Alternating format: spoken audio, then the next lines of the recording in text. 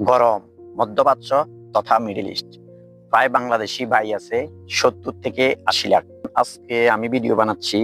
এখন তাপমাত্রা পড়তেছে আপনার 47 ডিগ্রি সেলসিয়াস। এই তাপমাত্রার মধ্যে বাংলাদেশি ভাইদেরকে বাইরে কাজ করতে হচ্ছে।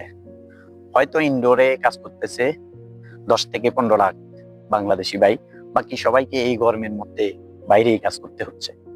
বুঝতেছেন তো? এতটাই গরম, ওয়াশরুমে গিয়ে আপনি হাত ধুবেন, হাত পুড়ে যাবে। মুখ ধুবেন, ওই অবস্থা নেই, পানির এতটাই গরম। পানি হাতের মধ্যে লাগালেই মনে হচ্ছে হাত পুড়ে যাবে। এমতো অবস্থায় বাইরে কাজ করা অনেক কষ্টকর। শুধু এত কষ্ট পরিবার পরিজনের মুখে হাসি ফোটানোর জন্য। এই গরম পড়বে আপনার সেপ্টেম্বর মাস শেষ পর্যন্ত। তার মানে বুঝতেছেন তো, আরো 2 মাস আছে। অনেকে এই গরমের মধ্যে মাথা ঘুরায় পড়ে যায়, অসুস্থ হয়ে যায়, যে মধ্যপ্রাচ্য থেকে মানুষ কতটা কষ্ট করতেছে, কতটা কষ্ট করে দেশে টাকা পাঠাচ্ছে ভাই বোন মা বাবার জন্য।